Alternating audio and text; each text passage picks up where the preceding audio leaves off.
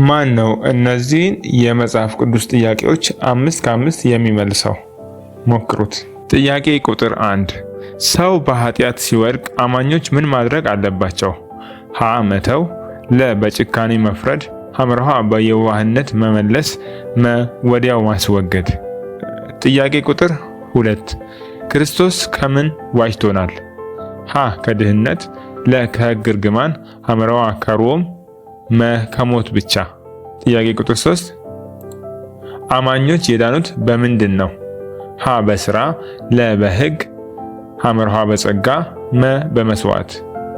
ጥያቄ ቁጥር 4 አማኞች በምን ታተሙ? ሀ በሕግ፣ ለ በመላእክት፣ ሐመርሃ በመንፈስ ቅዱስ፣ መ በጳውሎስ።